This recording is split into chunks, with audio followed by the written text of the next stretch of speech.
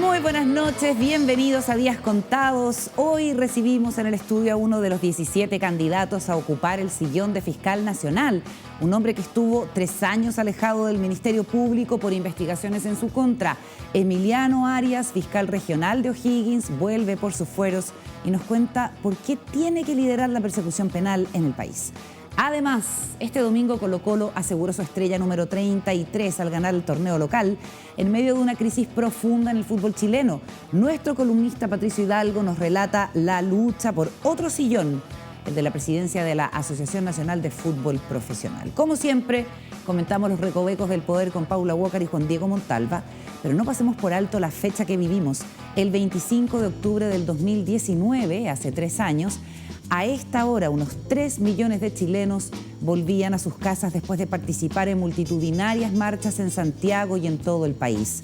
El hecho, inédito por numeroso desde el retorno a la democracia, ocurría una semana después del inicio del estallido social y consolidaba los motivos del malestar que fueron expuestos por cientos de miles de familias de manera pacífica, creativa y fraterna. 3 semanas después, el mundo político firmó el Acuerdo por la Paz y una nueva Constitución. Fue la respuesta institucional que encontraron a lo que había ocurrido en las calles esos días. Esos son los hechos. Desgraciadamente, la borrachera electoral del rechazo tiene a varios parapetados, desconociendo desde el revisionismo lo que ocurrió. Y ojo, no solo necesitamos, debemos reflexionar una y otra vez sobre los hechos del 2019, pero negar lo evidente, la potencia de esa movilización social, que fue un hito histórico con todo lo bueno y lo malo que tuvo, choca con lo que estos mismos actores, dados hoy al negacionismo, reconocieron ante la multitudinaria marcha del 25 de octubre, hace 3 años. Afortunadamente somos muchos los que, desde la reflexión e incluso la mirada crítica, por supuesto, nos acordamos con claridad de lo que pasó esos días. Comienza Días Contados, contamos todo, contamos con todos. You kept singing, you got something for me. Something you call out, but confess. Boots are made for one thing, and that's just what they ¿Ay qué? ¿Celebrando? Bueno, ya estamos listos y listas aquí en el mesón para iniciar la conversación y a propósito del 25 de octubre, que hoy día se conmemoran 3 años. Paula, tú preguntabas, como esa canción de los Jaivas, ¿dónde estabas tú? ¿Dónde estabas tú el 25 de octubre? Bueno, yo estaba marchando. Estaba marchando, por supuesto. Eras uno de esos puntitos. Sí, y mira, era increíble porque... Buenas noches, Carolita y Juan Diego. Buenas noches. Pero querida, efectivamente yo tenía una oficina súper cerca de la entonces Plaza Italia o Plaza Baquedano. Entonces trabajábamos y cuando terminábamos de trabajar, porque fueron varias marchas los viernes, nos comprábamos una cerveza y partíamos a la marcha así como con un cartucho. Y, ¿En serio? te juro. Pero clandestino. No, y además se vendía de todo en las marchas. Era lo más entretenido, esas marchas pacíficas. Sí, esa la gente marcha caminaba. esa es la más bonita. Sí, eran súper bonitas. esa fue ¿eso bien fue el llamativa. viernes 25 de octubre o fue...? Sí, fue viernes. Ah, ya, me entró la duda. Sí, yo estaba, por supuesto, en mi puesto de trabajo con un micrófono adelante, relatando lo que estaba ocurriendo ¿Y tú, Juan? desde la radio. Yo estaba en mi casa. Tú estabas en tu casa. Sí. Y miraba, Toda mi familia estaba, obviamente, Bueno, las niñas. Los todas- niños, todas las niñas marchando. No, todos marchando. Voy a contarles una tontera. Dos minutos. El tiempo en la televisión es muy caro, como dice la Carolina. Pero, Yo no digo eso. Es verdad, qué impresionante. No ¿es dice, verdad? nunca ha dicho. Nunca he dicho eso. La Paula me atribuye que la Carolita siempre dice se pasó 3 pueblos y es como algo que yo no digo. Pero estaba en la radio donde decía, no. En una esquina aparece la marcha, íbamos andando, yo andaba con una amiga, y aparece un señor chino, ¿Ya? totalmente chino, con una caja y repartía una sustancia verde neón ¿Ya? para comérsela. Me está bromeando. Entonces la dudoso. gente, que a esa altura tenía hambre o calor, hacía calor. Pero te creo. No, te juro, por Dios, era como kriptonita. Kriptonita. ¿Ya? Entonces me la pasa a mí y me dice, sí, claro, es que lee con él. No, muchas gracias, le dije yo muy seria. Y mi había amiga- gente que se la comía. No, mi amiga se comió 2. ¿Y qué era? Ah, eran buenas. Sí, es raro, es como un gusto a alga, pero qué entretenido todo esto. Se comió la crema. Podría decir una droga fatal, Claro. letal. Tal cual. Qué increíble. Yo creo Pero que bueno, eso habla era mucho del parte- espíritu también, Sí, ¿no? el Que se espíritu de ese vivía. minuto. De mezcla, Todo te de- servía en ese minuto. Oye, a 3 años 3 Podríamos años. decir. No es tanto. Sin embargo, 3 un años, montón. ¿tú crees que no? No es tanto. Es que La hemos pregunta tenido- es, ¿qué ha pasado? Ya, hemos bueno, tenido parece- muchas elecciones, eso sin duda. Y una pandemia, ojo. No olvidar que hemos tenido una pandemia para cualquier tipo de análisis, una pandemia Como y que un todo plebiscito. pasó, fíjate que yo, como que antes y después de la pandemia, ¿no? Sí, totalmente. O sea, hay un antes y un después del 18 de octubre, un antes y un después del 25 de octubre, un antes Pero y un para mí, después del yo 15 como de que tenía noviembre. 30 antes de la pandemia y aparecí con 50 después de la pandemia. No, tremendo. Y el listado de Eso- adicciones... Eso a ustedes no les pasa. Pero a mí yo de verdad pasé de Sí, los 30 a nos los 50. A todos nos pasa, los Yo siento consumos de toda como que clase. no hay gente que uno ve después de mucho tiempo y dice, Oye, hay temas que siguen resonando, por supuesto, a propósito de los 3 años que estábamos comentando, que resuenan en lo político, en el debate constitucional, pero después también de la pandemia, que significó un tiempo en que el tema de la seguridad pública quedó en un segundo plano, hoy es sin duda el tema más importante. Vamos a compartir con ustedes un posteo que nos sirve para introducir la conversación y declaraciones de las autoridades estos días posteados en Días Contados.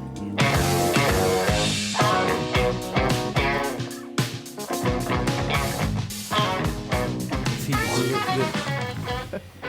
Carlos Gajardo, el ex fiscal, abogado, rescataba estos últimos días el hecho de que ha habido golpes a el crimen organizado y a los delitos. En los últimos días incautan 700 kilos de drogas en Iquique con cerca de 10 detenidos, robo de madera en la Araucanía, 12 personas, incluyendo 2 empresarios del rubro, banda de traficantes en Aysén con 9 detenidos. Ese es el camino, golpes al crimen organizado, y repostea información de la Fiscalía y también de 24H.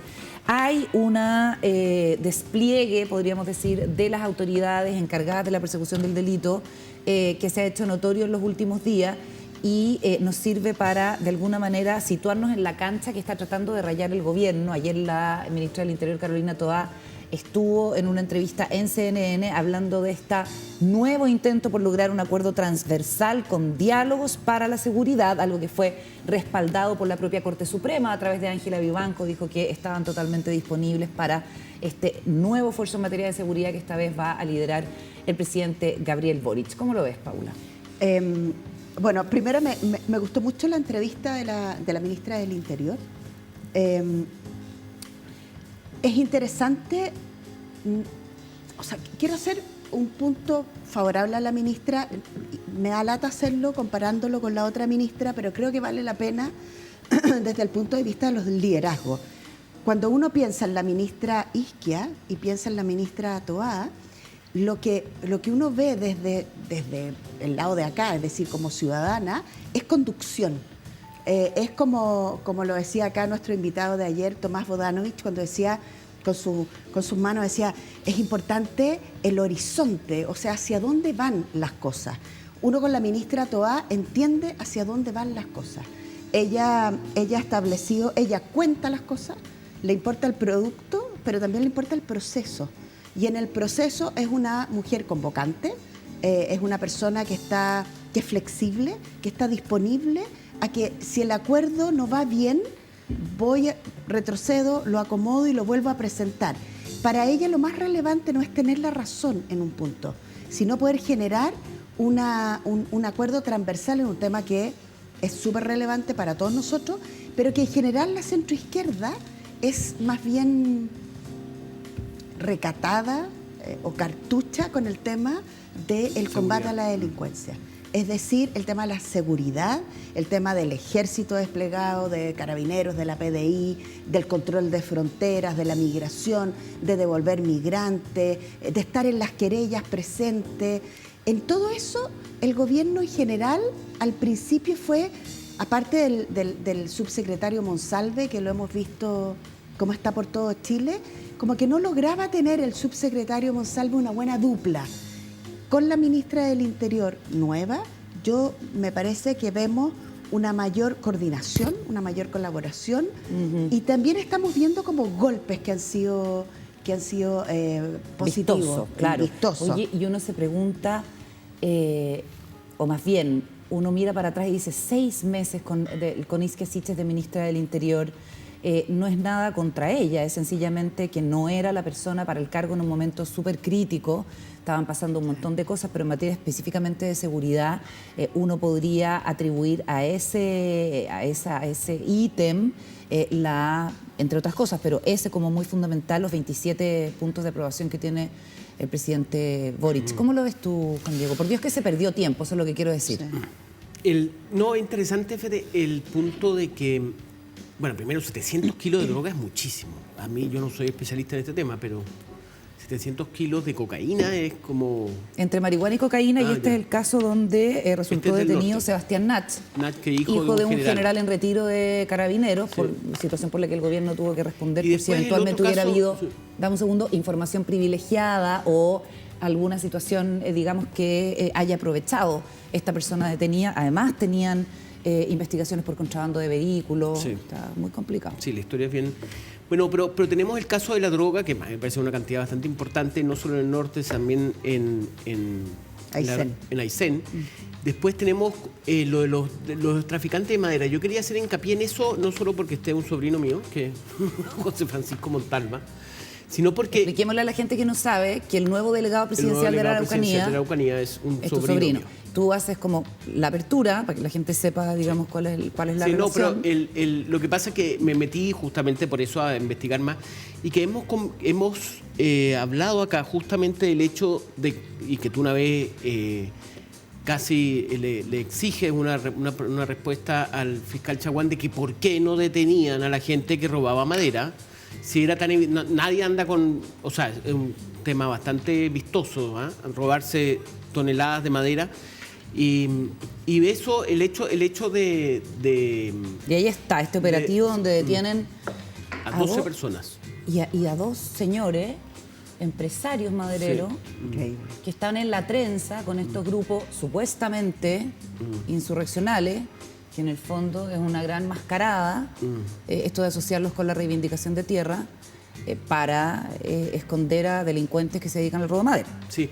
Pero lo que quería hacer hincapié yo, Fede, es que llevamos muchos años en donde no hay golpes policiales como estos. No hay, bueno, el tema de madera siempre fue, nosotros nos preguntamos acá por qué no detenían a nadie por robo de madera si era tan evidente y tan fácil, dadas las dimensiones de este negocio.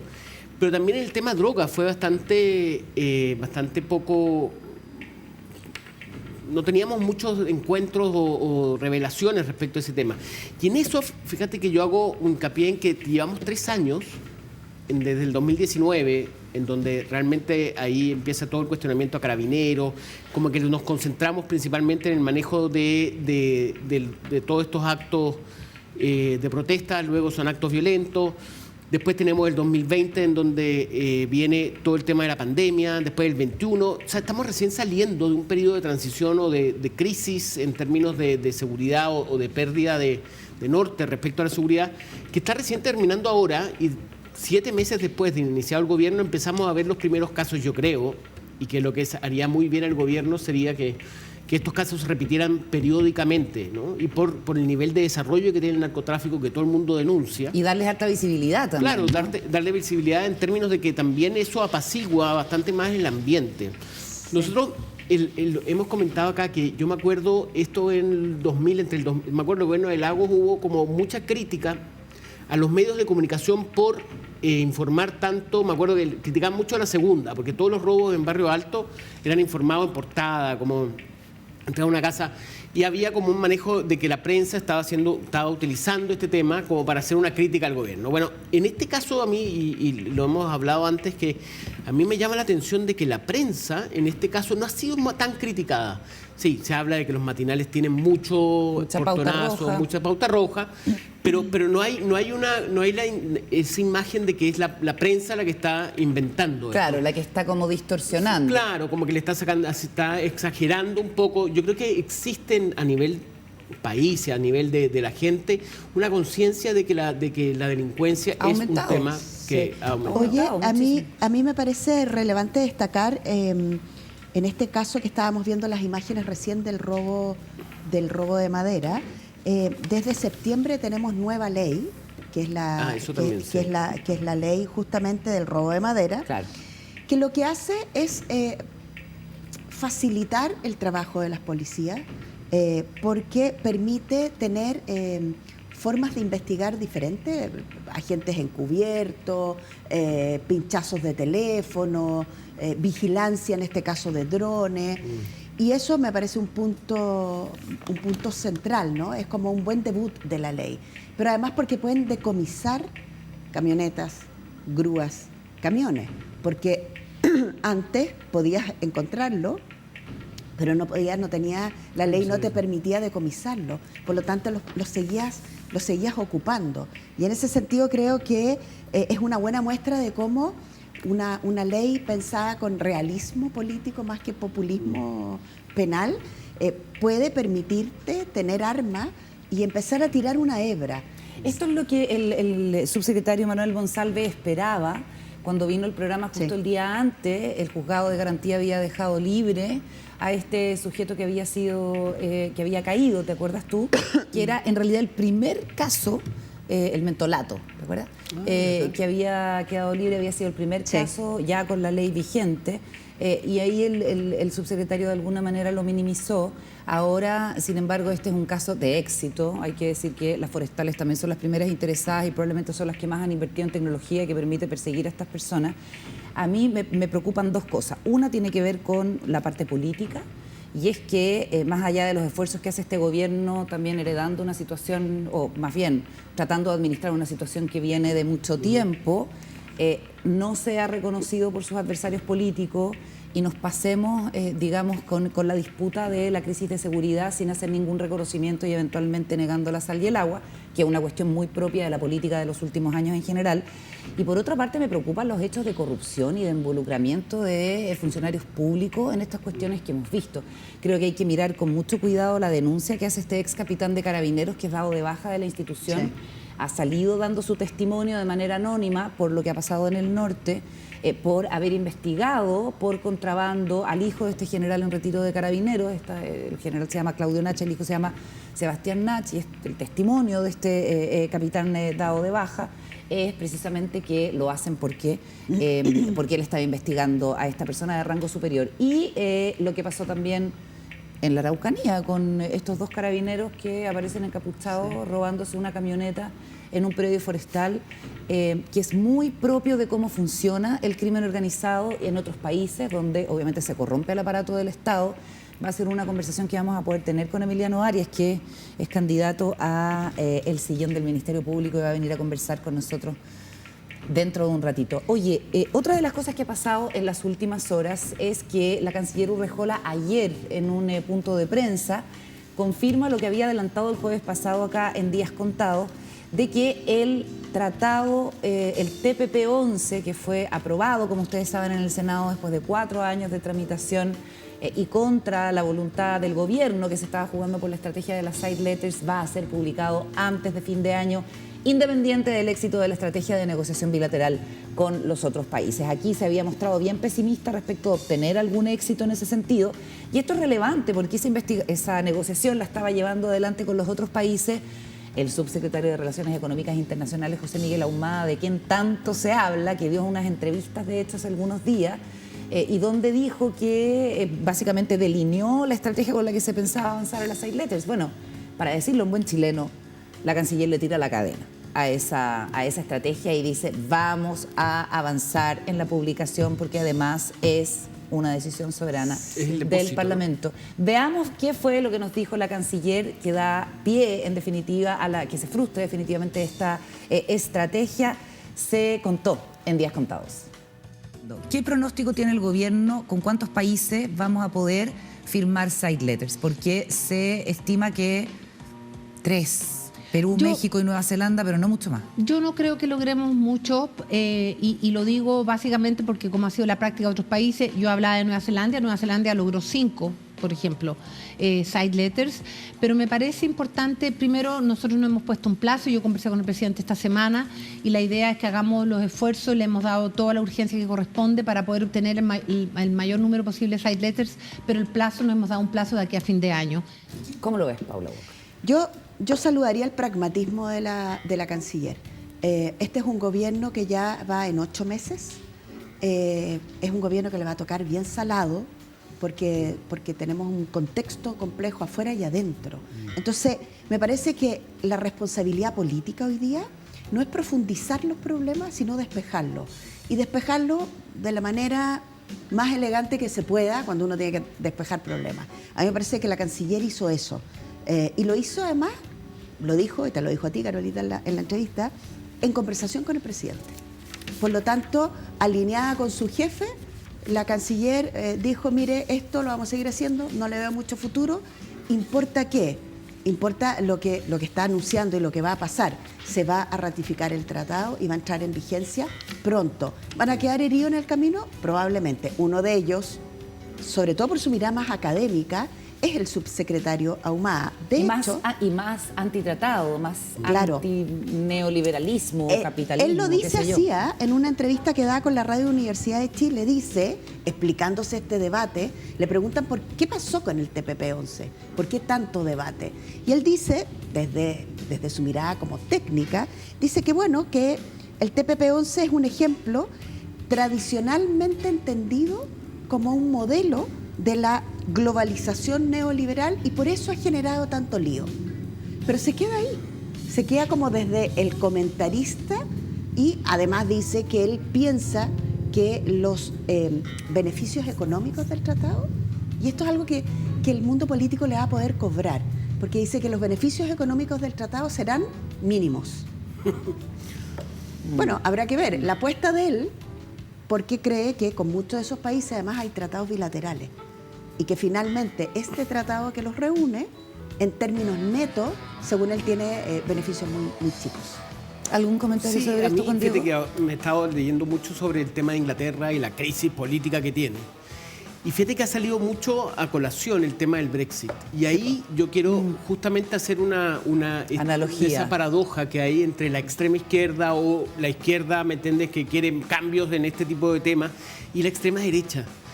Cuando tú oyes a los conservadores, a los sectores más conservadores ingleses criticando el Brexit y lo bueno que fue, apoyando el Brexit y diciendo que lo bueno que fue a separarse de Europa, y escuchas a Ahumada diciendo que él, lo que decías tú, una globalización neoliberal, no tenemos que hacer más tratados de libre comercio. La pregunta es ¿dónde se juntan ellos, ¿no? Como esta extrema derecha que sale de la Europa y el Chile que quiere renunciar a tratados Pero de libre Ahumada comercio. no dice que no quiere más tratados internacionales. No dice eso. Claro, pero en el fondo es este sesgo, esta idea como de contra- ser muy cuidadoso respecto a las relaciones con el mundo, como que no, ¿me entiendes? Yo soy una unidad que quiero estarme... Pero en más- esta vuelta la pulsada entonces la ha ganado, uno pensaría, la canciller en detrimento de su subsecretario, que representa también un sentir muy extendido en Apruebo Dignidad, en el Partido Comunista y en el Frente Amplio, que también tiene sus divisiones adentro. Ayer me tocó entrevistar a Diego Ibáñez, que es el nuevo presidente de Convergencia Social, el partido del presidente Boric, que es uno de los 42 firmantes de este requerimiento que hicieron diputados y diputadas de Apruebo Dignidad al Tribunal Constitucional para declarar la ilegalidad de la tramitación del TPP-11, y ahora que es presidente del partido del presidente, yo siento que tomó mucha distancia. Estaba haciendo así. Sí, no, un poquito. No, sí, yo lo firmé, pero ese requerimiento Pero en no realidad era porque porque estaba está fuera de echando para plazo y porque fue una solicitud del diputado Bianchi o del senador Bianchi, ya no lo sé, pero en el fondo diciendo, a nosotros nos parece bien la decisión que ha tomado el gobierno a este respecto. Así que hay que ver si esto sigue siendo lita o lo del famoso TPP-11 que se va a publicar de aquí a fin de año. Nos vamos a la pausa. Al regreso conversamos con el fiscal regional de O'Higgins, Emiliano Arias. Antes, WOM tiene algo que contar. De regreso en Días Contados, saludamos a nuestro entrevistado de hoy, el fiscal regional de O'Higgins, Emiliano Arias. ¿Cómo estás, Emiliano? Bienvenido. Muy bien, muchísimas gracias, Carolina. La última vez que conversamos fue en una entrevista a comienzos del 2019. Así es. Cuando a ti otro fiscal te había denunciado por violación de secreto. Así es. Luego vino tu suspensión, 2 juicios. 2 juicios. Uno primero absolutorio y el segundo también. Así es. Y aquí estás. Sí, El ha pasado. díscolo del fiscal nacional Sí. Jorge Abbott vuelve por Sí. sus fueros y quiere ser fiscal nacional. Mira, fíjate, Carolina, que fueron 2 juicios y además que no se olvide el pronunciamiento del Pleno de la Corte Suprema, que también rechazó mi remoción. O sea, Correcto. fueron 3 procesos de los cuales salí airoso. Pero más que díscolo, fíjate que yo lo que hice en aquella época fue defenderme de imputaciones injustas, digamos.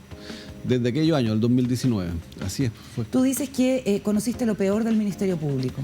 Sí, mira, fíjate que ahora pude ver, viendo el vaso medio lleno, digamos, estuve 3 años fuera y pude ver lo peor del Ministerio Público en el sentido de investigación excesivamente larga, medidas cautelares desproporcionadas en relación a la pena probable. En mi caso fueron 3 años de suspensión y la máxima pena probable, en el peor de los casos, si es que esto hubiese sido delito, eran 60 días de suspensión. Investigaciones también desproporcionadas en cuanto, fíjate que a mí se me investigó por un fiscal regional, 3 fiscales regionales más en investigación administrativa, un equipo policial especial y específico para conocer esta situación que al final no era constitutiva de delito. En consecuencia... Que era el hecho de que tú hayas accedido a archivos del Ministerio Público para facilitárselo a una hermana tuya que estaba en Puerto Montt por un problema que tenía tu sobrino con tráfico. Claro, o sea, era para que lo denunciara. Si eso es lo que ha dicho el tribunal y lo que dijo la Corte Suprema. Aquí no se vulneró ningún bien jurídico porque lo que se hace, se juntan los antecedentes, se entregan para que se denuncie a un familiar. O sea, en ningún caso para favorecerlo. Ya. ¿Cuál es tu evaluación de la gestión de Jorge Abbott a la cabeza del Ministerio Público? Lamentablemente creo que no fue una buena gestión y creo que además tocó en un periodo muy difícil, en un periodo como la pandemia que trajo asociados muchos delitos especiales también, asociados a la pandemia, en un periodo donde ya está instalado, a lo menos sin duda, en una primera etapa el crimen organizado en Chile y también en un periodo caracterizado por una alta migración a Chile. Y mira, fíjate que acá lo que quiero significar no es que las personas que vengan a Chile vengan a delinquir, y eso quiero dejarlo claro de inmediato. Fíjate que yo fui 12 años fiscal jefe en aeropuerto. Conozco el fenómeno migratorio del 2005, desde cuando las personas utilizaban a Chile como lugar de tránsito para ir a Canadá, para ir a Estados Unidos, pasaban por acá. Luego, 2007 más o menos, comenzaron a quedarse. En aeropuerto existe una policía, es un mundo, es una ciudad aparte. El aeropuerto tiene su propia policía y en aquella época con la PDI precisamente analizábamos estos flujos migratorios. Y en un momento comenzaron a quedarse y ahí empezamos a encontrar flujos muy de tráfico y trata de personas ya. Investigaciones de tráfico de pakistaníes, de indios y luego ya comenzó este gran flujo migratorio ya proveniente de Centroamérica que son dominicanos y haitianos. Sí. Y eso, la verdad que, claro, ahora que ya ha pasado todo, uno comienza porque hacíamos investigaciones con esos países. Y son países que desde siempre han tenido esta cultura, porque están muy cerca, por ejemplo, de Puerto Rico. Y en consecuencia tienen como esta fábrica, por así decirlo, o tienen las estructuras armadas en su origen, y están acostumbrados a hacerlo. Para sacar gente. Ya. Entonces, luego cambiaron destino solamente. Entonces, tu evaluación es negativa, entre otras cosas, de la gestión de Jorge Abbott porque permitió que esto fuera creciendo sin ponerle un atajo como eficiente. Sí. Yo quisiera preguntarte por otra cosa. Tú dices que viviste desde dentro cómo funciona el Ministerio Público y la gente lo que ve desde fuera es que los fiscales, y es lo que se escucha, es lo que se ve en las encuestas de opinión, no hacen la pega. O están al debe. Sí. Los fiscales están mal evaluados y el Ministerio Público, a pesar de ser una institución joven, está entre las peor evaluadas. Sí, en las 2 últimas CEP estamos terceros de abajo para arriba. Claro. Realmente dramático. Y es doblemente dramático porque somos la institución que dentro del sistema de persecución penal la que necesita mayor confianza ciudadana. Porque los policías también, pero llegan hasta la denuncia y las personas denuncian y ven cuando el policía detiene. Pero luego las personas del Ministerio Público tienen que ser capaz de cautivarlas, detenerlas y mantenerlas para llevarlas a juicio y presentar el caso ante los tribunales. Y si no confían en el Ministerio Público, el caso se va a caer. Y ahí van a ver que el delincuente posteriormente es absuelto y está en la calle de nuevo. En consecuencia, mira que esto va directamente asociado con una política comunicacional que ha tenido el Ministerio Público en la etapa anterior, que yo creo que es errada. Nos sumergimos. Recordemos aquellos años, 2019, 2018, 2017, 2016, en los casos de financiamiento ilegal de la política, se veían los fiscales. Había una cara, había un fiscal nacional que dirigía investigaciones. En consecuencia, ¿qué es lo que se tiene que ver para que las personas confíen? Ver a los fiscales. Y ahora, lamentablemente, no se ven. ¿Lo que necesita la gente es ver a los fiscales o que los fiscales no archiven las causas? Lo que necesita la gente es ver a los fiscales y ver a los fiscales trabajando. Lo que necesita la gente es ver cuál es el trabajo que hacen los fiscales. Mira, fíjate que yo en la región de O'Higgins, no obstante ser la segunda con mayor alta carga laboral después de Iquique, los fiscales trabajan sábado y domingo buscando personas perdidas. Las unidades de víctimas y testigos, los funcionarios en la pandemia iban con sus teléfonos a las casas de las personas y les prestaban precisamente sus propios teléfonos para que pudieran comunicarse. Pero fíjate que cada una de las fiscalías regionales tiene políticas comunicacionales aisladas. No hay una conjunta, y eso es porque desde la cabeza, precisamente el anterior fiscal nacional tenía la convicción de que nuestra institución no debía mostrarse de esa manera. Entiendo. Pero entonces tú dices... Además hay una evaluación- autocrítica, sí. Eso No, te iba a decir, sí. porque tú dices hay una evaluación que es injusta, porque Sí. hay pega que los fiscales hacen y que no se ve. Hay pega, exactamente. Pero las personas viven en la diaria que se cierran las causas sencillamente porque no hay Sí. capacidad o porque hay estímulos para tener las causas cerradas para tu evaluación de fin de año. Sí, claro. Tú como fiscal nacional, ¿qué harías para revertir esa A ver, lo primero... esa sensación que se basa además en hechos? Lo no primero, solo en- una política comunicacional clara y que explique por qué estamos haciendo esto. Fíjate que el fiscal nacional es una autoridad tan importante que su principal función, que está en la ley orgánica, es establecer las políticas de persecución criminal, que se sepan. ¿Se sabe las políticas de persecución criminal ahora del que fue el señor fiscal nacional? No se saben. Y por ejemplo, vamos explicando, metámonos las patas a los caballos. Una de las grandes críticas son la gran cantidad de archivos de los atentados a los derechos humanos que hubo cometidos por los agentes del Estado, por ejemplo. después del estallido. dices Después tú. del estallido. Ya. Por ejemplo, sí, ahí hay una gran cantidad de archivos. Y fíjate que nosotros en la región hemos tenido casos relevantes que se han resuelto, pero además, al igual que el resto del país, tenemos alta casa de archivos. Entonces, yo le pido una explicación a los fiscales, como Ya. fiscal regional, y lo Tú haré como fiscal regional nacional. vas y les dice, ¿qué pasa acá? ¿Cuáles son las razones? Ya. Y ahí tengo fiscales especializados, conseguí una policía especializada con la PDI para que nos investigue y, por ejemplo, ¿qué pasa? Sí, una lesión ocular. Se sabe que hay la lesión ocular, pero fue tal en definitiva el desorden, el lugar en que se produjo, que no fue posible después de investigar un poco quién fue. Y en consecuencia, ahí hay un archivo y podemos ir explicando las razones, pero fíjate que ahí no Pero ¿cómo no van a Sí, pillar al...? pero en los casos que se encuentra, hemos ido a juicio y hemos tenido sentencias condenatorias, pero para no dejar a las personas en la absoluta indefensión, llegamos a un acuerdo con el Instituto Nacional de Derechos Humanos, coordinación institucional. ¿Qué es lo que hacemos? Avanzamos. Entonces, si ya queda claro que el responsable es un agente del Estado, ya esa persona, a lo menos, si no va a tener reparación penal, va a tener reparación civil. Ya. Si- Vaso medio lleno. Sí, es que ¿Cuántas causas por delitos de derechos humanos post estallido hay en tu fiscalía y cuántas han tenido resolución? Identificación del hechor, del agresor y condena. Sí, a ver, actualmente el total de causas en el estallido son aproximadamente 363. En O'Higgins. En O'Higgins, Ya. sí, en O'Higgins. De ahí son bastante pocas, tenemos aproximadamente una 80 con resolución. Y tenemos causas así bastante graves, que tenemos, por ejemplo, sanciones de homicidio frustrado, de los carabineros que disparaban lacrimógenas en contra de una persona. Tenemos también casos de abusos sexuales, también que va a juicio ahora el 8 de noviembre. Tenemos varios casos esclarecidos. Fíjate que era muy difícil establecer, porque esto se producía en un contexto de desorden. Y aquí hubo varios factores, además, que son los que contribuyen a no poder investigar adecuadamente. Y es bueno que la gente lo sepa. Por ejemplo, además del desorden, además de no saber que estas personas, quién lo cometió para poder identificarla adecuadamente, encontramos también que tampoco después siguen participando No persisten con la denuncia. No persisten. Y eso pasaba harto, fíjate, en las denuncias que hacían los defensores cuando estaban los imputados en la primera audiencia, que hacían la denuncia, pero después citados no persistían. Entonces hay varias razones que las podemos ir explicando. Por supuesto que debemos mejorar, sin duda. Yo creo que estamos al debe. Estamos al debe ante la sociedad para mejorar, y de ahí va de la mano con las metas. Las metas no pueden ir asociadas a cuestiones numéricas. Las metas no pueden ir asociadas a estadísticas. Por ejemplo, ¿sirve de algo decir que la Fiscalía de O'Higgins archiva el 40% de las causas? No sirve de nada, porque esa cifra por sí misma no significa nada. Es una mala noticia, de hecho. O sea, en realidad es la mejor noticia a nivel nacional, porque esta región es la que menos archiva. Y fíjate que a niveles mundiales nos encontramos en la media. En general se archiva como la mitad de las causas, porque es imposible investigar todo. Por supuesto. Así se basan los sistemas, fundamentalmente. No todos los delitos se resuelven. Estos sistemas acusatorios, ¿ya?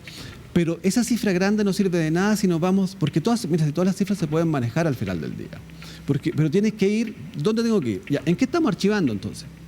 Ya ir por delitos. Ya, estamos archivando en crímenes, ¿y en cuáles crímenes? Los robos en lugar habitado.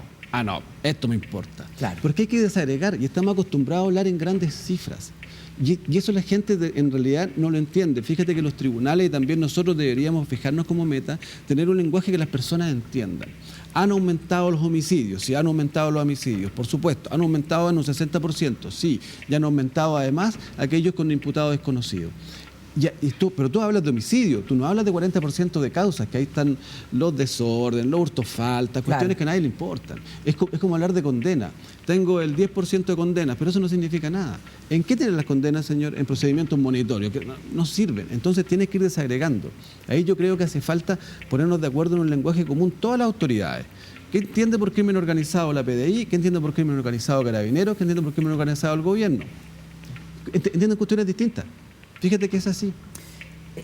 Yo decía que el Ministerio Público es una institución joven que nació con hartos dientes, es decir, tienen muchas prerrogativas y potestades para perseguir el delito, y sin embargo la ciudadanía siente que está al debe mientras crecen estos delitos, la sofisticación, la importación de delitos, bandas internacionales, el Tren de Aragua y sus patas en Chile, el control territorial. ¿Cómo evalúas tú que está en términos generales el Ministerio Público respondiendo a esta nueva realidad, más allá de las ideas que puedan haber y que se ven en las encuestas que conversábamos recién? Pero ¿tú crees que la Fiscalía ha estado a la altura? Mira, fíjate que la Fiscalía, cuando empezó, ya que hablamos de eso, sí, fue un ejemplo de implementación en el mundo. Y esto no es, o sea, todo el mundo lo aplaudía, Latinoamérica, Europa, etc. Se implementó muy bien. Y se implementó nosotros hacíamos muy buenas flagrancias, por ejemplo. El delito, el delincuente. Y nos quedamos ahí. Evidentemente, el día de hoy estamos muy atrasados en la investigación. Estamos investigando de la misma manera la flagrancia del crimen organizado. ¿Y por qué? Si tenían todo para avanzar en eso, tenían todas las prerrogativas, todas las herramientas legales, mira, el financiamiento. Fíjate que el 2014 hubo un proyecto presentado por la presidenta Bachelet cuando era Sabas Chaguán, era el fiscal nacional, de fiscalía de alta complejidad a nivel nacional. En todo el mundo se investigan estos fenómenos por una fiscalía de alta complejidad. En Estados Unidos, cuando un delito de determinada característica se comete en uno y otro estado, es un delito federal. Claro. Lo investiga un fiscal federal con policía federal. En España, que para hablar otro caso, un fiscal y un juez de la Audiencia Nacional investiga estos fenómenos. Acá lo investigan fiscales regionales aislados. Mira, fíjate que en la macrozona sur son 3 fiscales regionales distintos, con sus fiscales adjuntos, están coordinados, hacen mesas, hacen reuniones, como sea. Pero son 3 distintos que investigan los mismos fenómenos, con generales de carabineros distintos, porque uno está en esta provincia, el otro en esta provincia, el otro en esta provincia, y con PDI también distinto. Y como estado en estado de excepción, con jefes militares distintos. No puede ser. ¿Qué cuesta? Fíjate que hay muchos recursos de protección fallados por la excelentísima Corte Suprema, que ha acogido el requerimiento de las víctimas y ha señalado que las autoridades han sido negligentes en darles... falta de servicio. Sí, falta de servicio. Han sido súper fuertes. Sí. Entonces, ¿qué pasa? Precisamente ahí lo que hay que hacer, coordinar. ¿Y quién debería coordinar en materia de delitos? No es la otra, yo no tengo nada que ver en lo otro. Debería ser el fiscal nacional, el que da la cara y decir precisamente, yo coordino en materia delictual a las demás autoridades. ¿Y qué es lo que pido? Por favor, un solo general con quien hablar. Yo nombro un fiscal regional con un equipo especial, dotémoslo adecuadamente, hay recursos, los gobiernos regionales tienen recursos, y mientras vamos tramitando la Fiscalía de Alta Complejidad, un delegado provincial, porque ahora hay varios delegados, o al menos uno que haga de cabeza, el subsecretario del Interior, el ministro quien se designe, pero uno con quien hablar. Entonces depende del liderazgo más que de una reingeniería institucional. Las dos cosas. Las dos cosas. Requiere liderazgo y la reingeniería institucional también, porque no se trata solo de pedir recursos y decir, ¿sabes qué? Aquí no hay dotación, denme más carabineros, denme más de todo. No, tengo que ser más eficiente el uso de mis propios recursos. Porque, mira, fíjate que el crimen organizado, yo soy fiscal de crimen organizado del 2002, o sea, ya casi 20 años que lo investigo. Y he podido investigar con varios países en el mundo. Esto es súper rápido. Es muy rápido, va avanzando muy rápido. Recuerdo haber investigado el cartel del Golfo hace muchos años cuando se hizo incursión en Chile. El cartel del Golfo. Del Golfo y Sinaloa, cuando estaban sí, ya. por la efedrina, drogas sintéticas que llevaban a México. Se demoró 6 meses en bajar desde México hasta Chile, pasando por El Salvador, Guatemala, Paraguay, Argentina, llegó a Chile. 6 meses. Esa es la velocidad que tienen ellos. En consecuencia, hay cuestiones que un fiscal nacional debe hacer ahora, sin esperar las modificaciones legales, que son muy bienvenidas y que ha anunciado la ministra Toá últimamente, Sí. ¿cierto? Pero sin esperar eso, tenemos que tratar de crear una estructura de fiscalía especializada para investigar estos fenómenos desde ahora. Y de ahí pasar a las modificaciones legales. Pero hay medidas desde ahora. Y hacer más eficientes los recursos nuestros, por supuesto. Reestructurar la Fiscalía Nacional. La Fiscalía Nacional se ha instalado ahora como una fiscalía más bien burocrática y asesora. Tenemos que darle un tinte muchísimo más investigativo. Muy bien. Tú además de estar 12 años en el aeropuerto, fuiste fiscal en Arica. Sí. Vamos a seguir conversando en el mesón con Paula Walker y Juan Diego Montalva, también por el sistema de nombramiento, el besamanos, las conversaciones de pasillo que tan mal puesto han dejado el proceso de nombramiento del fiscal nacional. Pero antes vamos a escuchar al alcalde de Colchane, a Javier García, que ha sido una voz perdida literalmente en el desierto, dando cuenta de los problemas de la inmigración descontrolada, y seguimos con la conversación con Emiliano Arias. Lamento el fallecimiento de esta persona, más aún en estas circunstancias. Por ello, hago un llamado al gobierno de Chile a implementar con urgencia las medidas de seguridad que los vecinos de Colchane reclaman. Así también hago un llamado al gobierno boliviano a controlar sus fronteras, ya que su inacción hoy día trae como resultado el asesinato de un ciudadano boliviano. Bueno, la situación de la inmigración irregular se pone cada vez más compleja en la medida que va mejorando el clima en el altiplano, y también ha sido fuente de llegada de muchas personas que vienen a cometer delitos a Chile. Durante mucho tiempo no quisimos hablar del tema porque nos parecía que metíamos a todas las personas migrantes que vienen de unas realidades terribles buscando un mejor vivir en la misma bolsa, pero ya no podemos seguir tapando el sol con un dedo. ¿Cómo ves esta problemática, Emiliano? Mira, fíjate que los fenómenos migratorios me tocó a mí de aeropuerto conocer, y una pequeña historia, muy breve, conocer, por ejemplo, esta gran inmigración de dominicanos y haitianos. Estaban como 99 o 100 diarios en aquella época. Y en un momento la mejor idea que se le ocurrió a la autoridad fue visa para los dominicanos. ¿Ya? Entonces ahí, claro, se tapó el flujo migratorio ahí, pero los flujos son verdaderos canales. Empezaron a cruzar por... Empezaron a entrar por Iquique. Peor. O sea, traía gente que vive a la altura del nivel del mar por el altiplano. No, de verdad terrible. Entonces ahí uno va aprendiendo que estos flujos es imposible detenerlos. O sea, lo que hay que hacer es regularlos adecuadamente. Y otro, en relación a lo que decías también, Carolina, importante destacar es que, claro, grandes flujos migratorios, la historia nos ha demostrado que traen grandes problemas criminales. Es cosa de ver El Padrino. Bueno, claro, ellos vienen con todo, ellos vienen, la migración, en Chicago también hubo otro fenómeno igual en relación a estas grandes masas migratorias que vienen, que traen ciertos delitos y ciertas relaciones con autoridad distinta. Fíjate que también escuchaba la otra vez, no me acuerdo quién analista, que hablaba precisamente del poco respeto que hay en Venezuela con las policías municipales. Y ese poco respeto se traduce también en Chile con nuestros carabineros, que es un fenómeno que no era el que estábamos acostumbrados. Yo, como te digo, me gustaría reiterar que, claro, la gran cantidad viene a trabajar de las personas, pero sin duda este nivel de flujo migratorio trae esta nueva criminalidad. Sí.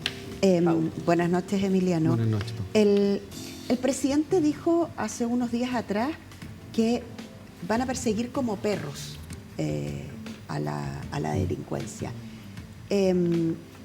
¿Tú cómo lees eso? ¿Qué significaría, si fueras fiscal, transformarte, no lo voy a decir así, obviamente, pero qué significaría? En un sabueso suena ¿Qué mejor. significaría, claro, ser tan severo en la persecución del delito siguiendo la línea del presidente? Sí, mira, o los perros salvajes africanos tienen el mayor porcentaje de éxito en las casas. Los dingos. Los dingos, el 80% de casas son... Sí, lo tomo en eso, o sea, ojalá fijarnos en conjunto ciertos objetivos, ahora que están estas grandes mesas de seguridad, fijarnos en conjunto objetivos y dirigirnos a objetivos y tener ese objetivo. Ahora, uno pensaría que como que eso que debiera pasar, ¿o no? Sí, bueno, eso es lo que debiera pasar, pero lo que ha hecho falta mucho acá es coordinación. coordinarnos entre todos los órganos del Estado. De repente nosotros encontramos aumentos de dotación, por ejemplo, en el Poder Judicial, que nos va acompañado por un aumento de dotación en el Ministerio Público, que es lo que no ocurre. Porque no hay una conversación, al parecer, interna entre las autoridades encargadas. Ahora, el tema de ir como perro tras una presa también da una idea un poco errada, porque hay que tener, yo creo, una visión más global de cómo combatir o controlar la delincuencia. Se pasó de entusiasmo el presidente. No lo sé, no quién soy yo para decir que el Sobre presidente... todo ya que el presidente Sí. elige el nombre de la quina. Además... Claro, tendría que ser muy pavo. Freno de mano. No, pero fíjate que sí, un factor importante es esta espada que tiene el Estado para perseguir, que está manifestada evidentemente por la Fiscalía y las policías. Nosotros que tenemos que ser duros en la persecución, pero no en toda la persecución.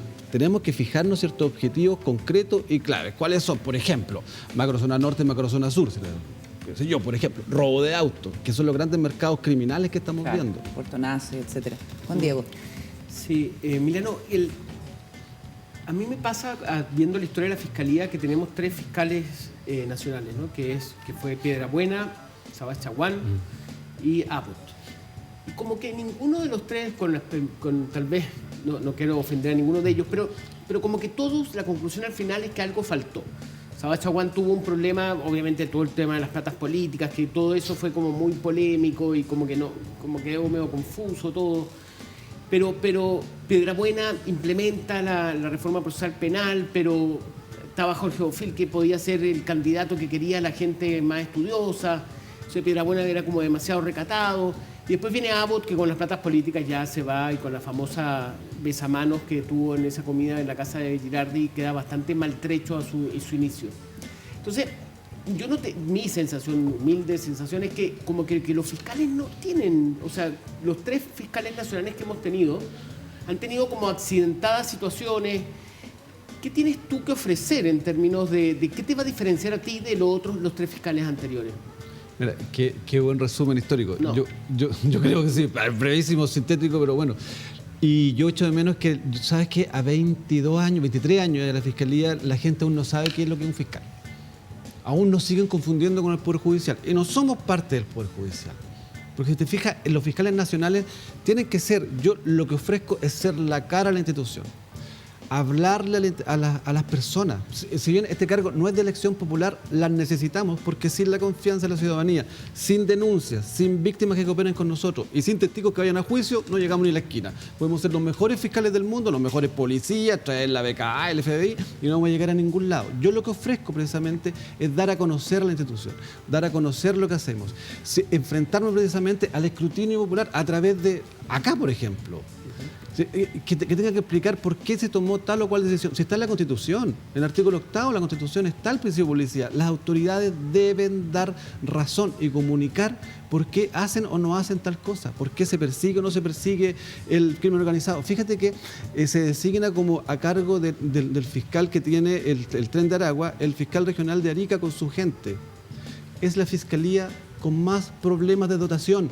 ¿La de Tarapacá? ¿Dices tú? La de Tarapacá. Sí. Y Raúl, precisamente, ahora bien, los necesitamos a ellos porque tienen conocimiento del territorio, por supuesto, en nuestro país, pero tiene que ser debidamente dotado. Sí, pero tú pones mucho hincapié en la comunicación, pero podría ser vocero entonces. Sí, no, pero que... Por eso Claro, es podría ser vocero en claro, una sí, nacional. lo podríamos nombrar vocero y sería un excelente vocero en términos de dar a conocer la Claro, fiscalía pero- y todo eso, pero No, ¿cuál es pero el- que hay que dar a conocer la política criminal. Mira, ¿sabes lo que no se ha hecho? Precisamente una clara política criminal, que es una de las principales funciones del fiscal nacional. ¿Cuál va a ser su política criminal en el crimen organizado? La política criminal en el crimen organizado va a ser la siguiente. ¿Cuál es? Una fiscalía, pelear por una fiscalía de alta complejidad, alto congreso, pero como es tan urgente el tema, organizar la fiscalía nacional desde ahora ya de manera tal de que podamos tener esta fiscalía especializada y solicitar, por ejemplo, hay una herramienta en la Ley Orgánica Constitucional que me permite a mí, como fiscal nacional, pedir en comisión de servicios, funcionarios del Servicio de Impuestos Internos, funcionarios de la Unidad de Análisis Financiero, funcionarios del Ejército, de las Fuerzas Armadas, que dicen son aquellos de inteligencia, armar fuerzas de tareas, estas se arman, mientras caminamos, evidentemente, a lo que dice relación con una fiscalía de alta complejidad. O sea, hacer las cuestiones operativas y comunicarlas. Emiliano, comunicación. después de todo lo que ha pasado, seguimos teniendo el mismo sistema de nombramiento que tuvimos en el último proceso, a pesar de las intenciones de cambio, etcétera. De hecho, en el proceso constitucional se planteó una nueva forma de hacerlo. Y el próximo 8 de noviembre, tú y los otros 16 postulantes van a tener 10 minutos para hablarle al Pleno de la Corte Suprema de por qué creen ustedes que tienen que convertirse en fiscal nacional. Ellos van a elegir 5 nombres. De esos 5 nombres, el presidente, sin haberles escuchado la voz, sin haber conversado ninguna vez, el 7 de noviembre, 8 de noviembre, 7 de noviembre, muchas gracias, va a tener que elegir un nombre y ese nombre va a ser analizado por el Parlamento. Si de ti dependiera, ¿cómo debiera ser el proceso de nombramiento y qué crees tú que debiera pasar o qué anticipas respecto de las presiones, las influencias, las conversaciones de pasillo, las invitaciones a comer, como pasó en el proceso anterior y lo que se conoce también como el besamanos? Yo lo que eché de menos al proceso anterior y que espero exista ahora precisamente esto, que los postulantes puedan dar la cara a la comunidad. Ahora, modificación legal ya no vamos a tener, el proceso ya está como está ahora. Mejoremos lo que hay. Ante la Corte Suprema, a lo menos hay una instancia formal, pero hay 10 minutos ante el Pleno, donde se van a exponer precisamente públicamente, porque se lo transmite por el canal del Poder Judicial, esto. Ante el Presidente de la República no hay una ni siquiera formal, como muy bien decía Carolina. Pero ¿por qué no nos escucha el Presidente de la República a los 5 candidatos?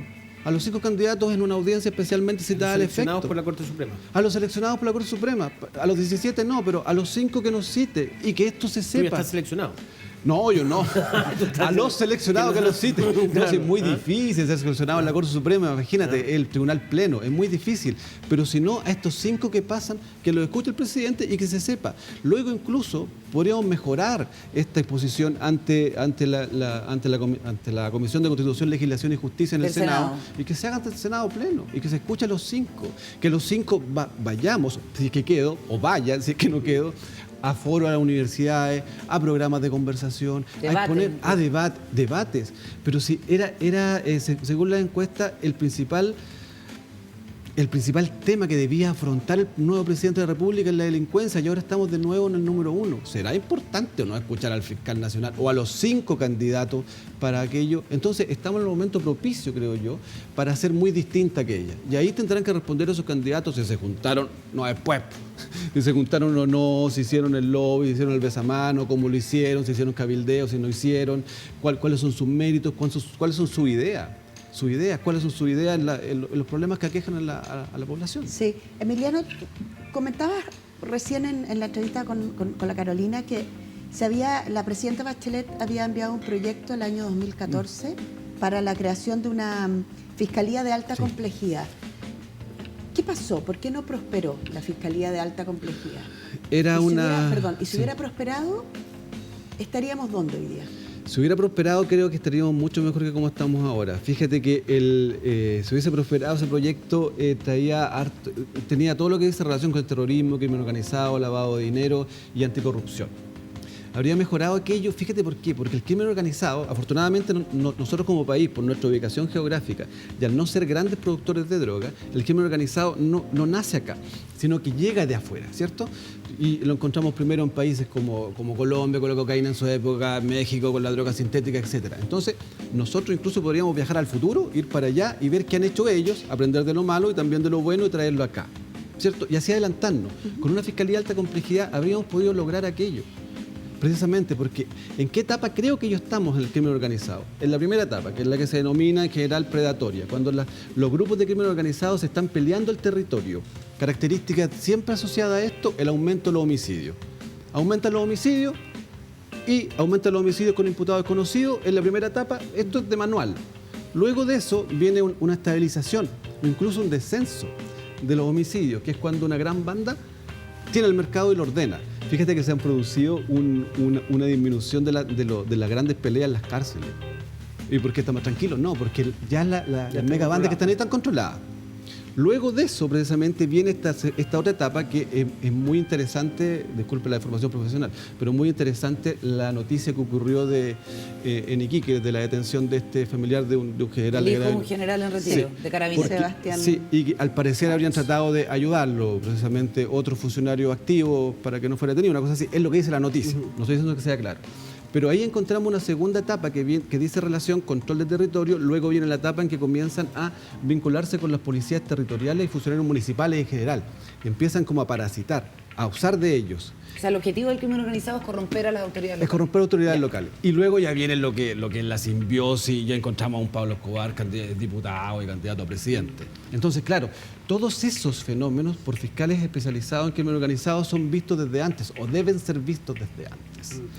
Emiliano, hay una... no, estabas mencionando lo de México. A mí me tocó entrevistar gente de la DEA en una época que son impresionantes. De la DEA, el Departamento del Combate al Narcotráfico Gringo. Estadounidense, y este es un tipo, el primer tipo de la DEA que se junta con Pablo Escobar, que se acerca a Pablo Escobar en un momento. Bueno, pero hablaba de la corrupción de las policías y todo eso, y de cómo realmente finalmente se compran autoridades, policías y fiscales. Sí. ¿Tú crees que existe... O los matan. O los Esa es la matan, otra si no se los alternativa. compran. Sí. Si no pueden comprarlo, los matan. ¿Cómo es esa situación en torno a los fiscales en Chile? Sí. ¿Existen amenazas de ellos por parte del crimen organizado, por parte del narcotráfico? ¿Existe peligro, que tú sepas, peligro de coimas, de compras de fiscales? Sí. ¿Cómo está la institución frente a este crimen organizado que ha florecido de manera bastante importante en el último tiempo? Mira, fíjate que yo he tenido bastante suerte en mi carrera. Tuve la oportunidad de investigar con la DEA, con la Procuraduría General de México, en México. Y precisamente no es que los compren o los maten. Yo me acuerdo de haber trabajado y conversado con un fiscal allá en Ciudad de México. Y hablamos en la oficina y me dijo, mira, el fenómeno que hay acá es que de repente puede llegar una persona con un maletín con $1 millón y la apuesta es, acéptalo o secuestramos a tu familia. O sea, no es uno u otro, o sea, te dejan entre la espada y la pared, no puede. Y eso es cuando ya el crimen organizado está súper arriba. ¿En Chile pasa eso? En Chile aún no hay noticia de que aquello haya pasado, pero tienes que adelantarte a eso. Y eso viene, y ahí también tiene que haber una modificación y un énfasis, tanto en el Ministerio Público como en las otras instituciones públicas, de fortalecer sus unidades de Contraloría interna. Que no solo sean aquellas que te andan revisando los papeles y se gastó la benzina y los vales y los viáticos, etcétera, sino que sean investigaciones que investiguen realmente a los funcionarios, a los fiscales. Sería demasiado pretencioso y casi ilusorio decir que en el Ministerio Público no hay ningún funcionario corrupto. Deben haber. O pueden haber, o deben haber también fiscales. Así hay que partir. Claro. Así hay que partir.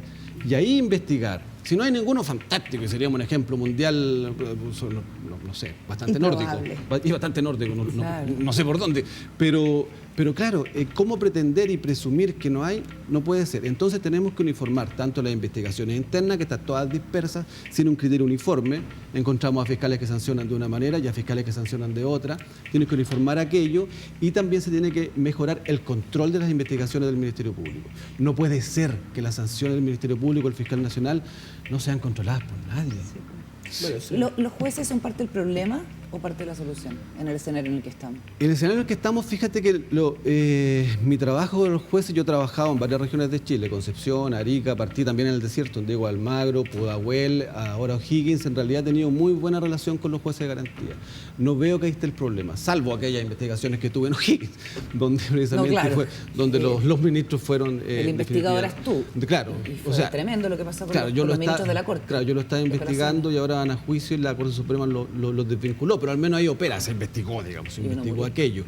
Pero no veo que estemos en un nivel de cooptación en este momento de ese nivel de funcionarios públicos.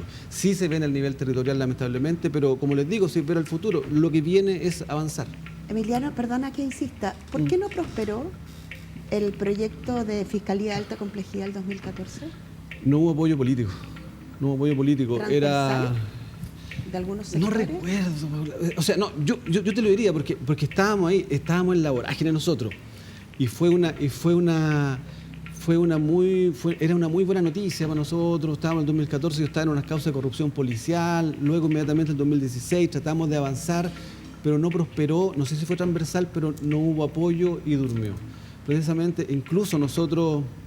Y tampoco la Fiscalía tenía como La ponerle... Fiscalía quería hacerlo avanzar, incluso se pensó en dejarlo única y exclusivamente con crimen organizado, tráfico de droga y lavado de dinero, y dejar la corrupción de lado precisamente por la contingencia. pero habría sido nadie apoyó precisamente Eso aquello. podría haber sido también una de las razones para tratar de evitar. Puede ser, porque era un muy mal momento para construir. Hubo una moción incluso de unos diputados en aquella época que querían ampliar el periodo de Saad Chaguán por un par de años para que la elección de fiscal nacional fuera mucho más tranquila y en otra etapa. Oye, se nos acabó el tiempo, pero la causa que te hace sentir más orgulloso que tú hayas encabezado. Los incendios forestales. Los sin mega duda, incendios del sin 2017. duda. Ahí hubo un caso de adelantamiento, empezamos a reparar en junio, en invierno, los delitos de incendio que iban a venir en verano. Es posible adelantarse a los fenómenos. Se persiguió a ejecutivos. Se persiguió en y fin. todas las personas fueron indemnizadas, eran las peores catástrofes que ha tenido nuestro país. Muchísimas gracias, Emiliano Arias, por conversar No, a con ustedes, nosotros acá en el programa. a Mucha ustedes, de suerte. verdad. Muchas gracias. Pausa y ya seguimos con más en Días Contados.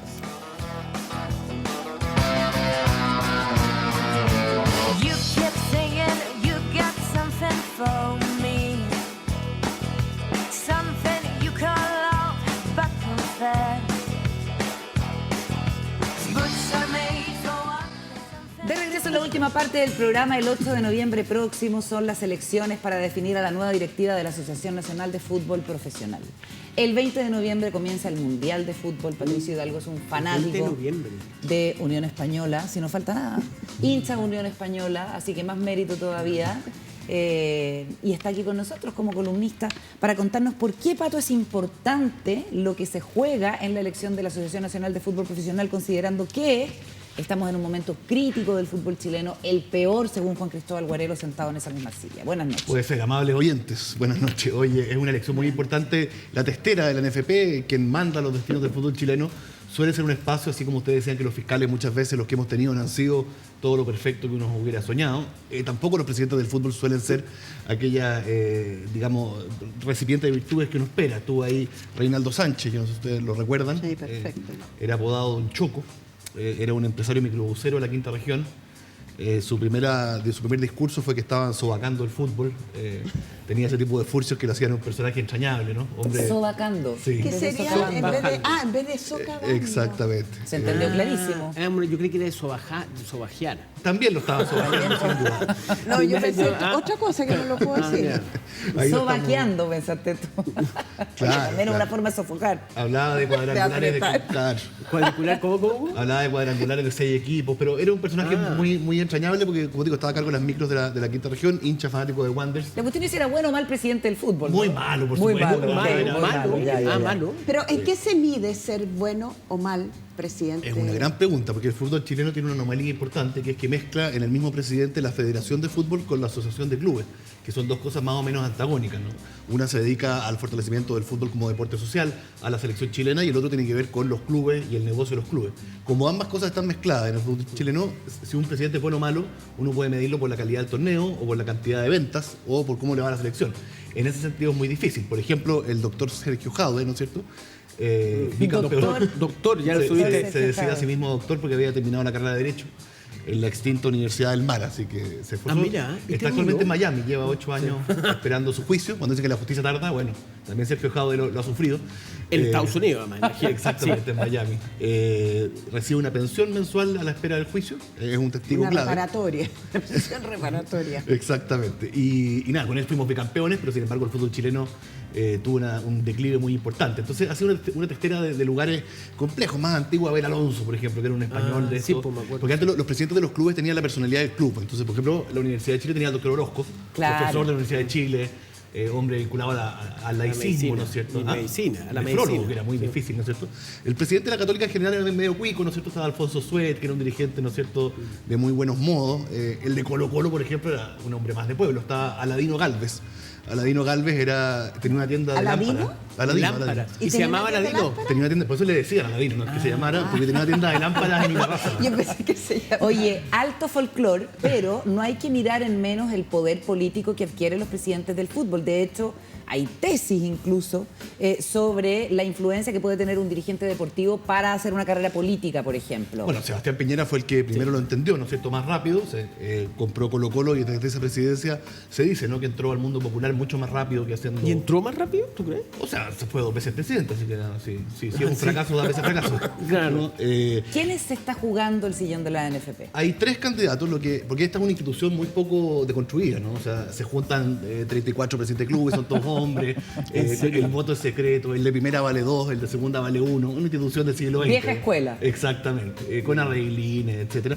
Y hay 3 candidatos. Uno es el de la continuidad, el presidente que está actualmente, en un contexto bien difícil. La selección, terminó en los últimos lugares Fuera de del América, ¿no es Mundial. cierto? Fuera del Pablo Mundial. Milad, que fue intendente de Sebastián Piñera y que es militante de Evópolis. No sabemos por quién votó en la última elección, pero sí sabemos que es militante fundador de Evópolis. Como los partidos son tan nuevos, ahora uno dice fundador y gente muy joven. Además fue récord de bala, de lanzamiento de bala. Mira. Es deportista. Atleta. Es profesor de educación física. Es profesor de educación física, sí. Y también fue intendente. Y así llegó a intendente, mira. Ahí está, Pablo Milad. Exactamente. Tiene un aspecto como de un hombre sano, ¿no es cierto? Un hombre... Sí, pero ¿de qué me sirve si no fue como la reverenda en Es todos verdad. los Además ha procesos? contratado algunos personajes muy especiales. Como buen político cree que los abogados resuelven problemas y contrató a un señor Carleso que nos cobró carísimo para ver si clasificamos al Mundial por secretaría, cosa que no ha ocurrido hasta el momento, pero lo seguimos pagando por si acaso, ¿no? Al ex árbitro Javier Castrilli, que era un hombre de televisión, para ver si mejorábamos el arbitraje. Básicamente un político, ¿no es cierto? Dejó Un de ser gestor. intendente, claro, dejó de ser intendente para asumir la presidencia del fútbol y su vínculo con el gobierno de Piñera es así de fuerte, ¿no? Y él va a la reelección. Exactamente. Como buen político niega la crisis. Dice que el fútbol chileno no está en crisis. Se juega un partido por medio, han muerto hinchas fuera del estadio, pero dice que estos son momentos propios de una actividad difícil, pero que queremos ser parte de la solución, no parte del problema. Dos muertos este fin de semana. Así es. Sí, Es fue un- Colo-Colo, qué horror. Claro. Luego está, lo desafía Lorenzo Antillo, Ya. que es una especie como de... una expresión antigua, pero como un metrosexual, ¿no es cierto? Tiene una pinta así más joven. Lorenzo parece- verlo, Antillo, verlo, ¿eh? vale, Vamos a ver veamos al al metrosexual. metrosexual. Metrosexualmente. Sí, es Este metrosexual logró capturar la atención de Cecilia Pérez, exministra, claro, ahí está, mira. como yo para encuentro ponerla que- en la lista de la Exactamente, directiva. Cecilia Pérez, que entró a la Universidad Ahí de está Chile. como con Ahí está el pinta metro. metrosexual. Sí, Sí, yo un creo que sí. hombre joven, moderno, podríamos decir. Exactamente, un hombre con preocupaciones. Está digamos. desconstruido, con su edificio desconstruido. En la City. Exactamente. Sí está Que desconstruido. Y está es muy del vinculado Audax. al Audax italiano y que está muy vinculado sobre todo a los representantes de fútbol, que son el principal problema del fútbol. Hoy día los equipos de fútbol son como las tiendas de los malls. Uno ahí exhibe sus productos, que son los jugadores, para poder venderlos. Pero Eso es el gran negocio. el equipo de fútbol hoy, sobre todo para este tipo de gente, es un escaparate. Es un lugar donde uno pone el producto que va a vender, Y que lo es un muestra, ser humano. lo muestra dicho los sea fines de paso. semana, los días Lo de los cual, partidos. lo cual es una lástima, porque al final es un puro negocio y de espectáculo y de mística va quedando poco. Exactamente. Oye, ya, y Cecilia Pérez, ex ministra del No, presidente nos falta Sebastián un tercero, Piñera. Fernando sí, Aguad. pero es Sí, de lo que la, pasa es que- la lista. sí. Ella es hace muy poquito había ingresado a la Universidad de Chile, Sí. a su directorio, si no me equivoco. Sí, claro. Pero entiendo que el requisito es que tenga que estar una cierta cantidad de años ejerciendo el fútbol profesional como para poder optar a la lista. Así es, por lo que Cosa que no probablemente se cumple. Claro, no va a permanecer en las sombras, probablemente como un apoyo político importante, porque además acuérdense que el gobierno quiere entrarle a la asociación de fútbol. ¿Por qué?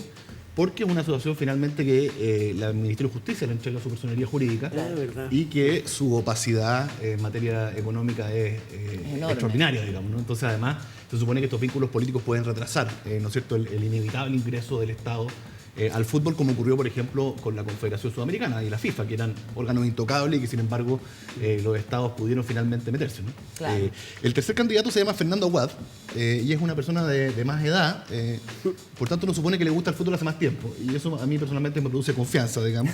¿Te produce confianza? Sí, sí, porque tiene, mira, es una persona que uno ve que ha comido maní en el estadio, que Sándwich seguramente... de potito. Exactamente, me echaba palta. ¿Y este es un empresario, este señor? Es del mundo de Arturo Salá, entiendo. Es del mundo de Arturo Salá Es y de hincha de Palestino. Palestino. Hincha palestino, va a invitar a Arturo Salá a su lista. Arturo Salá es un caso bien especial porque él fue jugador de fútbol, capitán de su equipo, seleccionado chileno, entrenador de la selección chilena, ministro era deporte, no era Ministerio de Deporte, presidente de Colo-Colo y además presidente de la asociación. O sea, ha tenido realmente Mira. todos los cargos. ¿Quién ha sido un buen presidente de la NFP? Bueno, ¿Cuál- Ricardo Humor, que nos volvió a Francia en 98, fue un momento importante. Harold Maynicos, que trajo a Que trajo don, a Bielsa, a don sí. Marcelo Bielsa Sí. Caldera. Harold Maynicos, Ah, ahí claro. era. Exacto. ¿Y Ese es ganan un buen ejemplo. salarios por Es estar una ahí? gran pregunta también. El doctor Sergio Jaude tuvo la visión de fijarse un sueldo a sí mismo de 4 millones de pesos y fue solamente durante su mandato, ni antes ni después, porque eso se supone que es un cargo no remunerado. Ahora, cada vez que hay un cargo no remunerado, aunque uno trabaja todo el día, de alguna parte sale la plata, ¿no? Claro. Y la plata sale, por ejemplo, de la Confederación Sudamericana, que entrega unos cargos de director y que se entregan unos sobres en Paraguay con plata, qué sé yo. De ahí viene la plata del sobre de Jadwell. Pero es una persona que no recibe plata, pero que maneja mucho plata, que es como el ABC de la corrupción, porque la publicidad, las camisetas, la publicidad no sé dónde más, Todo los el derechos merchandising. televisivos, todo eso pasa por manos de personas que son tan nobles y probas que no solamente no cobran, sino que además dan gratis su tiempo. Oye, ¿quién vota? ¿Cómo se vota? ¿Y quién va ganando? Decía, es una especie de cónclave del siglo XX estricto, digamos. No me extrañaría que antes o después de eso vayan los baños turcos, digamos. Son los 16 equipos de primera división, el voto vale 2. Y los 17 equipos de segunda división, Vale medio. el voto vale 1. Vale, uno. Entonces se producen 32 también... versus 16. Exactamente, se producen también... Bajo este igualismo les traigo una exclusiva. A ver. Atento, ¿ah? Ahí quedaron periodistas deportivos, ¿ah? Todos esos programas que no tienen la exclusiva que tengo yo. 26 votos tendría el día de hoy Pablo Milad. Ah, ya. Bajo esta rúbrica estaría ganando con bastante distancia. Espérate, porque ¿no? son 32 más 16, o sea, son Y voto 48. doble, entonces. Exactamente. Son 48 votos. Pues, Exacto. creo que me equivoqué. Y Pero bueno. señor, porque son 32 más 16, ¿eso dijiste? Claro, Lo dije. Claro, sí, porque vale pero- por 2 y 17, son 34. 34 puntos en disputa. Claro. Bueno, Creo que soy cantante. Voy a sacar mi calculadora. Aclararle a la 12 más teleaudiencia. 2. Y Lorenzo Saltillo, que es el candidato que además está digitado desde Huachipato, que está Victoriano Cerda, que es el presidente, que tiene un vínculo con la Universidad de Chile. La Universidad de Chile persistentemente a fin de año compra a los peores jugadores de Huachipato a un gran precio. Juegan peor en la Universidad de Chile, luego vuelven a Huachipato. Hay una negocio que- trenza ahí, hay una Eso- trenza. Eso sí Y que hay no lo un negocio. eso- Ese sí eso sí que no lo entendí. difícil. Es un negocio difícil de entender. Complejo, Gastar sí. plata para perder. Exactamente. Y Lorenzo Antillo entonces tiene 16 votos al parecer. Solo 8 para Fernando Aguad, el hombre que acompaña Que te gusta a a ti. Arturo Salá, exactamente. Porque además, en fin, apoya a Fernando Aguad, por ejemplo, la Unión Española, una coincidencia, pero también Recoleta. Entonces uno opina, quizás a lo mejor hay ahí una oposición a estos realistas más de derecha. También O'Higgins, que es un equipo entrañable también, querible. Entonces, y ciertamente Palestino. Entonces me gustan los equipos que apañan.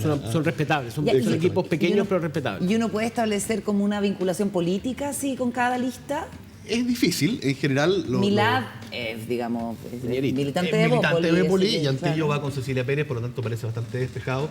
En ese sentido, Fernando Aguado no podría decir es el candidato Dejado. del socialismo democrático. El problema es que él, claro, está apoyado por Pobre Javi ya. Claro. Pero, entró hasta en la NFP así ya. bueno, Otra elección candidato. más que va a perder Jadwe. Ante todo, Pero además ante Pobre todo Javi. la solidaridad Qué pena, palestina, por qué- supuesto. bueno, Como qué paisanos pena con todos. Javi. pero además lo apoya Jorge Segovia, de la Unión Española, que uno opina es un tipo de ese tipo como de derecha. Claro, De los Salá fue bordes. subsecretario de Deportes del Lago. Entonces es una lista un poco más mezclada, digamos. Las otras parecen más políticamente claras. Pero siempre hay tradiciones de último minuto y los votos con los que se contaba al final se dan vuelta y que al Puede escobo haber todos los sorpresa. periodistas en Juan Sí, Pinto Durán. hubo un año, en la última elección, que estaba tan peleado que se votó por computador porque estaban con COVID, ¿no es cierto? O con riesgo de COVID. Y había un notario en una de al lado de uno de los presidentes para certificar que iba a votar porque que dijo que iba a votar porque le había comprometido los votos a los dos. Entonces No le te pusieron creo, un notario al lado para no te comprobar creo, eso no porque- puede ser. No, no, está bien. ¿Y quién mandó el notario? El de la lista que ganó, que era para asegurarse que iba a votar, porque si no... Oye, pero estas prácticas son, con todo respeto, pero Rayana es lo mafioso. Bueno, no. Afortunadamente no soy periodista para poder No calificar las pongas cosas. palabras en mi boca, no Oye, pongas Pablo. palabras en mi boca. Eres abogado, da un veredicto. Pero el voto secreto, claro. Bueno, Oye, Pablo, ¿sí? ¿y importa algo que vaya una mujer en una lista de Desfavorece, estas desfavorece a la lista. Es Bueno, una de las razones por las que en- pierde. en O sea, Colo-Colo... acá hay que decir, se acaba de aprobar la ley que profesionaliza al fútbol femenino y que le exige a la ANFP las mismas condiciones. No sé qué significa las mismas condiciones, pero hay un intento, digamos, de De igualar. porque Hay un- necesitamos leyes para todo, digamos. ¿De qué sirve que Cecilia Pérez vaya en una lista, siendo la única que va en esta lista? ¿Sirve de algo? ¿Es una cosa de marketing? Bueno, la vinculación de Cecilia Pérez con el fútbol hasta hace un año era un misterio, ¿no es cierto? Fue ministra de Deporte. Fue Sí, ministra de pero, Deporte, ministra de Deportes, sí. pero en una transaca tampoco era que deseara. ya. Acuérdate Ya. que era... Bueno, pero el punto es que Se la querelló NFP... contra Pancho Malo, Cecilia Pérez fue intendente, acuérdate, con el tema de la, con la del barra Estadio brava. Seguro. El punto es que el ANFP duerme hace un año una modificación de estatutos que asegura la presencia de mujeres en todos los puestos gerenciales y en los directorios. hace un año que no son capaces de aprobarlo. Por tanto, uno esperaría que, habiendo una mujer en la lista, pudiera propender a aprobar esos mínimos que ya existen en todas las asociaciones normales. por Pero un eso lado. no moviliza votos de los... De los nadie. señores que están adentro, no, porque No, finalmente los votantes son accionistas y son... Y lo otro es que en algún club importante hay alguna presidenta, cosa que puede estar cerca de pasar. En el Colo-Colo, Paloma Norambuena, hace algunos años atrás, estuvo a punto de ser presidenta por el Club Social, y ahora Javiera Martínez también tiene buenas posibilidades de ser presidenta. Si el club más importante de Chile tiene una presidenta, eso también va a movilizar un montón de otras cuestiones. Ciertamente, además, la FIFA exige que los recursos de las elecciones sean repartidos en partes iguales para el fútbol masculino y el femenino, cosa que no ocurre ni de cerca, como todo lo que promete la FIFA. Y entonces esa es la próxima revolución del fútbol probablemente. Quienes jugamos fútbol y arrendamos canchas sabemos ¿Todavía que juegas fútbol? Sí. es cada vez peor, pero lo intento. Pero sigue jugando. Y desde eso ya ya. le pido disculpas a los rivales que digamos Que fracturados la última semana. Bueno, de hecho, yo la última vez que jugué me rompí el escafoide. De ahí No. dejé el deporte. Sí. ¿Y tú jugabas de fútbol? Esa es una palabra futbolera, el Hay un- escafoide. Es Si como te el- pasaste. Estoy impactada, Juan Diego, qué poco es la tuyo. única vez que he jugado. No, Y te me apuesto que era me ver fracturé. pelotero. No, es chico, era pelotero, pero... Oye, me 10 fracturé. segundos, tengo que contarte algo. Sí. Es probable que este fin de semana suba a la primera división el viejo y querido Magallanes. ¿En serio? Manojito de claveles. No es cierto, ¿verdad? Sí, este fin de semana le basta con ganar su último partido contra Recoleta y Magallanes, después de 36 años, podría volver a la división No, de honor. 36 Julio Martínez nos está escuchando. Magallanes, estoy que no seguro. es un equipo patagónico, que no es un equipo magallánico, No, es de Santiago. fundado en 1896. ¿Por? No lo sé, pero sí es el elenco de los microbuseros y de los lustrabotas. Los no sé por qué los lustrabotas Pero tienen una pasión por capitalino, Magallanes. capitalino. Sí, sí, sí. Claro. ¿Por qué se llama La batita de Magallanes? Porque hay Magallanes. gente de Magallanes en Santiago. Probablemente. Probablemente. Las últimas palabras de Bernardo Higgins, ¿verdad? Antes de morir, ¿vieron? Magallanes. Pero esa otra historia. Magallanes. Oye, y el presidente Boric, si no sería de Magallanes, uno entiende. Claro, Magallanes. Ah, Igual pero que él Piñera es de la tener. Católica. No, Boric es de Boric la es Católica. cruzado, pero así. Sí, pero fue por una gira que la Católica hizo en Punta Arenas, fíjate. Y ahí se encontró con el equipo y se enamoró. Ah, mira. Sí, Qué era- bonito. Son bonitas. Las esas militancias de los jóvenes son más que tienen celosas, los creo. niños. Claro. Oye. Así, bueno, Se nos vamos a hacer acabó el el- comentario de Se nos acabó qué el- fácil se hizo de la Católica, pero bueno. Pero es que así son los enamoramientos infantiles en torno al fútbol. Oye, El que era nos fanático, vamos. última cosa. Sí, sí, el sí, que era ya, fanático, apúrate, que tengo que era cortar. Eduardo Frey.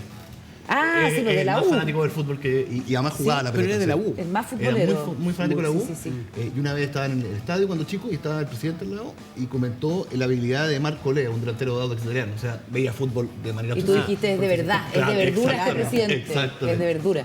De Oye, eso ya, sabía Frey. Nos vamos.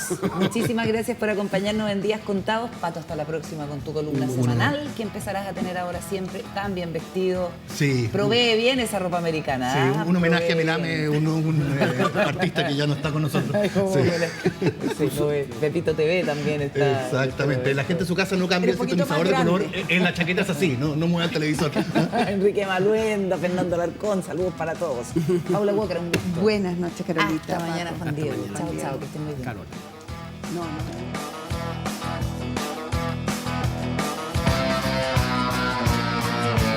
You kept saying you got something for